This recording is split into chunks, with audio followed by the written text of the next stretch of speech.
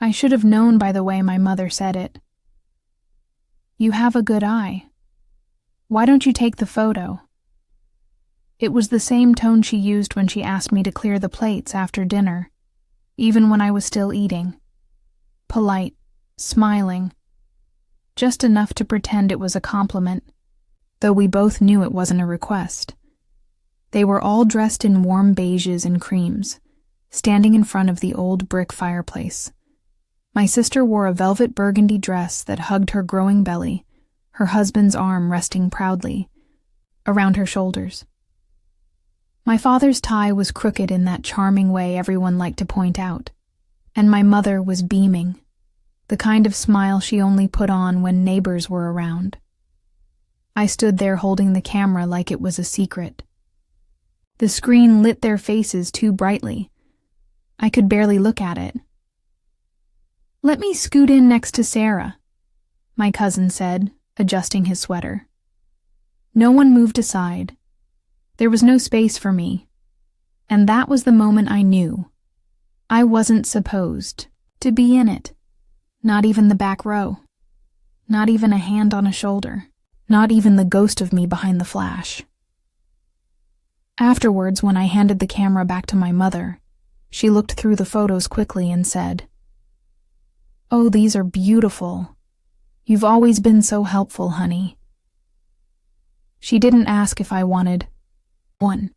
She didn't ask if I wanted to be in one. She just went back to slicing pie. I don't know why that was the moment that stuck. I've been excluded before.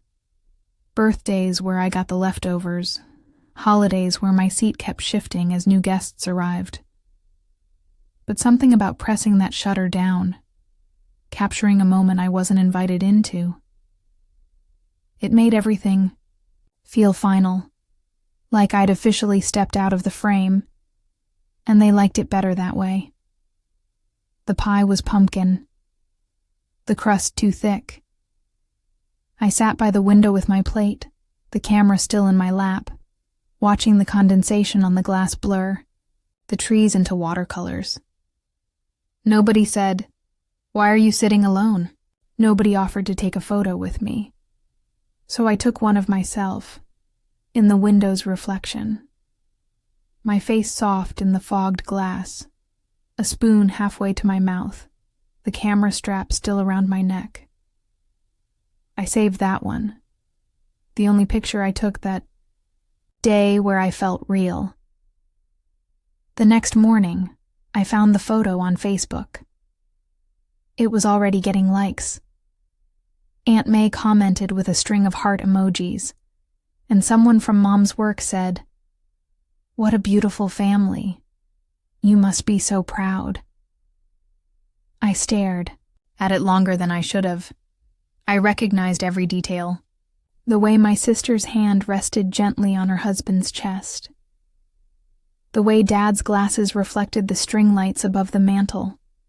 Even the faint glow on the edge of the frame from where I had angled the camera too close to the fireplace. Had taken the photo, but my name wasn't tagged. No, thanks to me for capturing this. No trace I had even been there at all.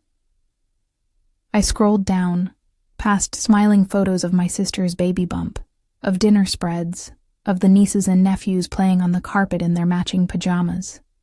There was even a video, my father toasting too. New beginnings, his voice cracking slightly with pride.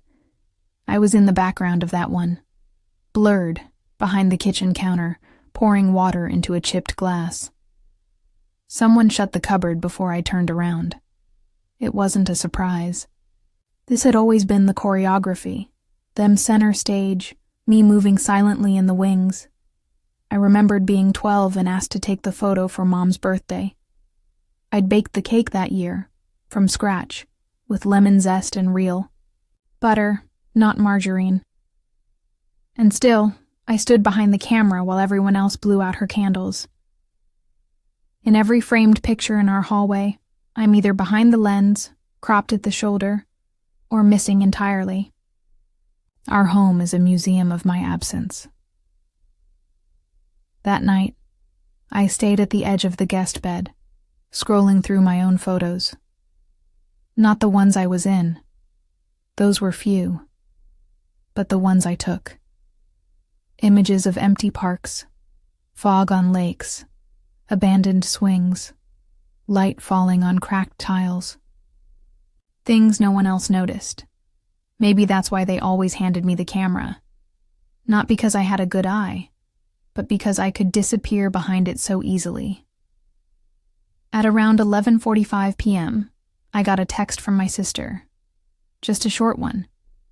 "Hey, can you send me the original photo? Want to print it? No, please. No, thank you. Just that, like I was the staff photographer." I stared at her message for a while. Then, for the first time in a long while, I didn't reply. Instead, I deleted the shot from my camera. And then I opened the one I'd taken in the window reflection. Just me, quiet and blurry, holding a spoon midair, and saved it again, under a new folder. Proof I was there. I left 2 days early. No big announcement, no confrontation. Just a zipped duffel bag, one plate rinsed and put away, and a front door that didn't creak when I pulled it closed behind me. No one noticed. No one called. I had the train to myself, the kind of silence that feels chosen, not forced. I sat by the window and watched the countryside smear past in watercolor streaks, like the window had become another version of me, always observing, always outside. When I got back to my apartment, the air felt different. Not warm, not cold. Just mine. A few evenings later, my mother called.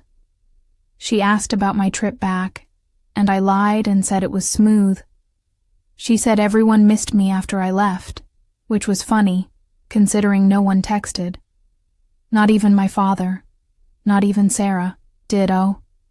"You ever send that photo?" she asked. Casual, like asking if I'd picked up eggs. "No," I said flatly. There was a pause. The kind she usually filled with nervous humming or a change of subject. But this time she asked, "Did it not turn out?" And I don't know what got into me, but I said, "It turned out fine. I just didn't want to send it." Another pause, heavier. She didn't ask why. She just exhaled and said, "Okay, well, next time, remind me to take one of you too." As if that made it better. As if it wasn't too late. A week passed before I opened the old photo folder again, the one labeled Home. I scrolled through years of pictures I had taken. None of me. Not really, except for one. A photo of me and Sarah on the porch. I was about 16. She, 18. She had wrapped her arm around me and smiled so wide it looked like she meant it. I was blinking in the sunlight, half laughing. That was the year before everything changed. Before her scholarships, her wedding, the baby, the family pride. Back then, we were still sisters. Not center and background. I printed it. Just a small 4x6 matte finish, no frame. And I taped it to my fridge. Not because it was perfect, but because it was proof. Not of what we were now, but of what we used to be, before I became the one, holding the camera instead of being in the shot. It's strange what counts as evidence when no one remembers your place. That weekend, I went to Dad's birthday, reluctantly. Out of habit more than anything. The house looked the same. Same over-decorated hallway, same smell of rosemary and bleach. My mother greeted me with a distracted kiss to the cheek. My father with a brief nod, as if I were a neighbor they hadn't seen in a while. Then I saw it. In the hallway, along the gallery wall of family photos, Christmases, Easter brunches, graduation shots. There it was. The photo I took, the one from Thanksgiving. Framed. Everyone smiling. Everyone perfect, except me, because I wasn't in it. I stood in the hallway longer than I should have. They'd framed it with care. Gold edges, glossy print, even the date engraved on a tiny plaque at the bottom. Thanksgiving 2024. Like it was something worth remembering. Like I hadn't been erased from it by design. My reflection hovered faintly over the glass as I stared, layered over the people who never made space for me. I wasn't angry, not in the loud way people expect. It was something duller than that, like standing in a museum of your own absence and realizing you're just another shadow on the wall. I moved into the kitchen. My sister's laughter floated from the living room, her voice lilting with easy joy. Someone had handed her a mocktail in a glass with sugared rims, and everyone gathered around like it was a coronation. I took the spot near the sink. It used to be automatic, helping with prep, washing up, passing plates. But this time I didn't move. I let the dishes pile in the sink. I didn't lift a single finger to arrange the dessert tray. They didn't notice, or maybe they did, and pretended not to. Dinner was loud. My father made a toast about family being everything, and I wondered if anyone else's heart dipped when he said that. Probably not. I chewed slowly, deliberately. Didn't join the jokes. Didn't ask Sarah about the baby name she was hinting at. Didn't offer to take a group photo when they asked for one before dessert. Instead, when my mom turned to me and asked, "Could you grab the camera? We should get one more." I looked her right in the eye and said, "No." One word. Soft. Even, but it landed heavy. Like a dropped dish that no one expected to fall. She blinked. Just once. Then recovered. "Okay, that's all right. I'll just ask Michael." Michael was our cousin. He always pressed the shutter too early. I didn't care. Later, when they posed in front of the fireplace again, the same spot, the same string lights, same composition. I stayed seated at the dining table, watching. This time, they didn't even ask me to join. There was a kind of symmetry in it. At least they were being honest now. Before I left, I slipped away down the hall. I found the photo again, the framed one, and beneath it, on the small decorative shelf just below the gallery wall, there was an old stack of printed photos in a silver tin. I opened it quietly. Thumbing through years of snapshots, I searched, and eventually found a worn photo of me as a child, holding a drawing in crayon, "Family" scribbled at the top. I had drawn all of us, stick figures in mismatched colors. I was at the center back then. I took that photo, slid it into my coat pocket. Just one thing. Just one version of the past where I existed without needing permission. As I walked out, no one stopped me. And for the first time, I didn't look back to wave. The photo from the tin stayed folded in my coat pocket for days. I didn't unfold it. I didn't pin it up or slide it into an album. I just let it live there, small and warm against my chest every time I walked, like a tiny paper heartbeat. A secret reminder. I was once part of something, even if now I felt more like an echo than a daughter. That week, I cleaned my apartment differently. Not the usual surface sweep I did when company was coming, but a quiet, private rearranging. I took down the photo collage above my desk. Most of them were landscapes, sunsets, photos I'd taken while trying to prove I was still seeing beauty, even when no one saw me. I boxed them, left the wall bare, and in their place, I pinned one photo. Just one.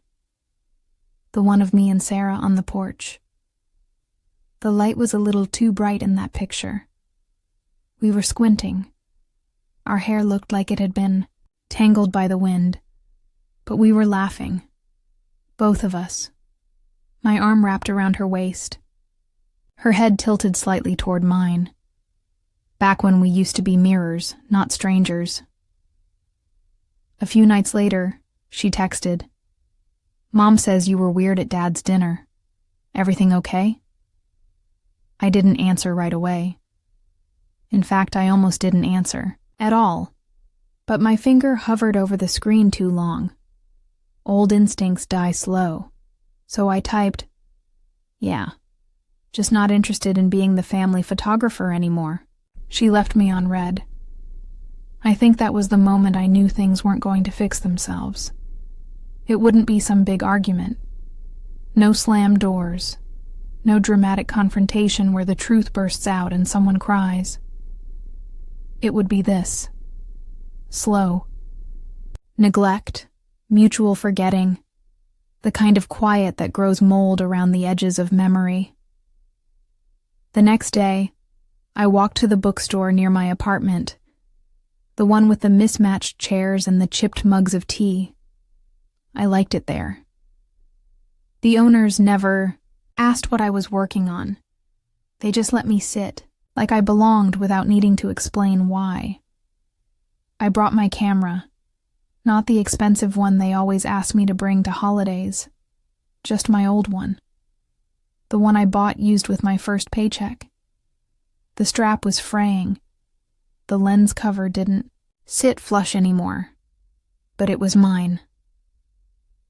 I took pictures of little things. A forgotten scarf draped over a chair. The sun hitting the rim of a teacup. A woman reading with her head bowed, hair cascading like shadows. None of these photos needed permission. None of them needed to prove I was useful to anyone. They were just mine. That night, I uploaded them to a new folder. Not home. Not family. Just one word. Me. A few days passed. Then a week. No one called. No one followed up on the text. No one asked where I'd gone after dinner. And maybe I should have expected that. But still, there's a difference between bracing for a cold wind and actually standing in it. It wasn't silence that hurt.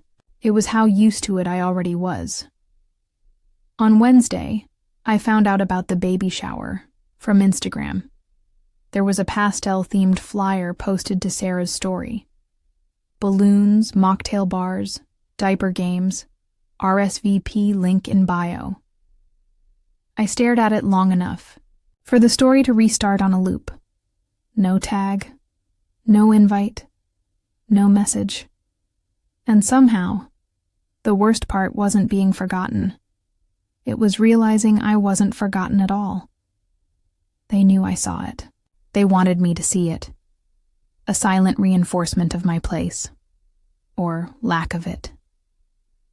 Later that day, I got an email from a cousin asking if I could come and take some good shots for the event. Not attend, not celebrate, just document. I didn't respond. I moved the email to a new folder called Unanswered. That folder is growing lately. The next time my mother texted, it was a group message. Excited to see everyone at Sarah's big day. Don't forget to wear something blush or beige. We want the photos to look cohesive. That word. Cohesive. A curated family. One aesthetic. One voice. One mood. A place where I never quite fit. A color they never told me to wear. There were 10 names in the chat.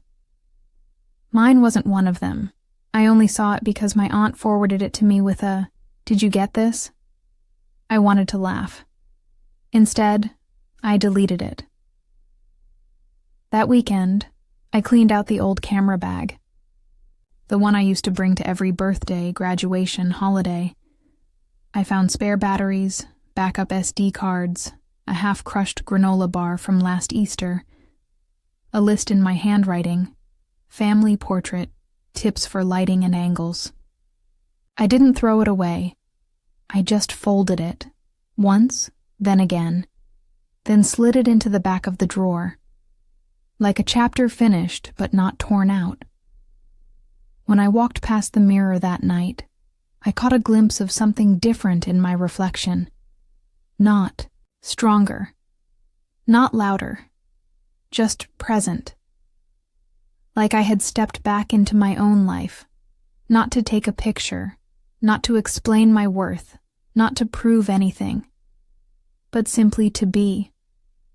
The baby shower was on a Sunday like any other. Gray clouds brushing low, a hush in the air like something was waiting to be said. I spent the morning making coffee slowly, as if each pour could delay the day from arriving. The invitation sat unopened in my inbox. I hadn't clicked, I hadn't RSVP'd. And still, 2 reminders came, automated, polite, cheerful. We're so excited to celebrate Sarah. Let us know you're coming. Only 2 days left to RSVP. Don't miss out on the photos. There it was again. Photos. As if the whole purpose of the day was to be frozen, curated, posted. I didn't reply. Instead, I bought a small cake. Not for Sarah, not for the baby, just for me. Lemon poppy seed, my favorite. I carried it home in a paper box tied with twine, and when I sat at the kitchen table, I lit a single candle. No reason, no occasion. Just the quiet declaration that I existed, here, now, in this room, even if no one else saw it. I didn't make a wish. I just took a bite. An hour later, a photo pinged onto my phone, forwarded from an old family, friend. The whole group standing in front of gold streamers, everyone in blush and beige, Sarah glowing in the center, and off to the left, holding the camera up with both hands, was Michael, the same cousin who once blurred every birthday photo. The shot was crooked, overexposed. Someone's head was cut off. I stared at it for a long time. I could hear their voices, even from here. Someone laughing too loud, someone asking where the cupcakes were, someone offering another glass of sparkling cider. But none of them were asking where I was, and for the first time I was okay with that. Later that night, I opened the photo I'd taken of myself, the one in the fogged window from Thanksgiving. I edited it slightly, added grain, softened the light.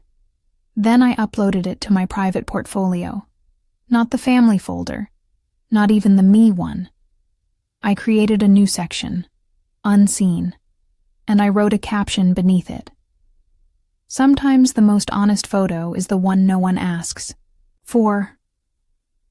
Spring came in quietly, the kind that doesn't announce itself, just shows up in the form of soft light on the floorboards and wind that smells faintly of something growing. I hadn't spoken to Sarah in over a month. The baby was born early, healthy, they said, beautiful. I found out through a post shared by a cousin I hadn't seen since high school.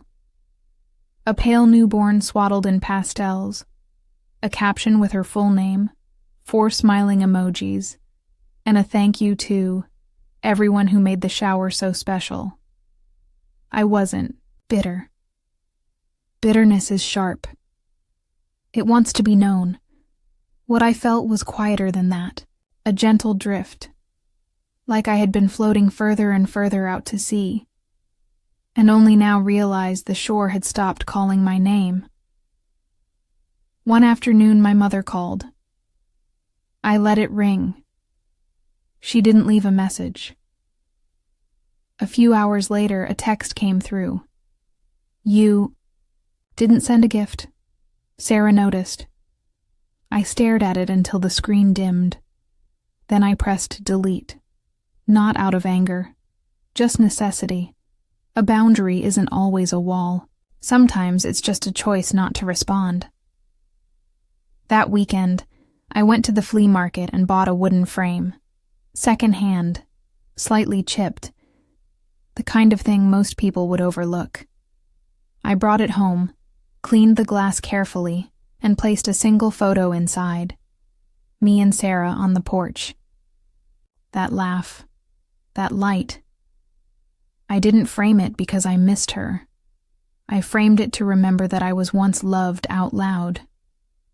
That once we stood side by side, not to be posted or praised, but because we meant something to each other. Even if it was only for a season, I hung the frame near my front door, so I'd see it every time I left. So I'd remember that just because someone stops treating you like family doesn't mean you stop existing. Sometimes, being left out of the picture is exactly what you need to finally see yourself clearly. And in the soft, slow quiet of my own home, I took one last photo. The framed image on the wall, the slant of afternoon light hitting it. My shadow just off to the side, present, whole, enough. I titled the file. Not missing, just moved on.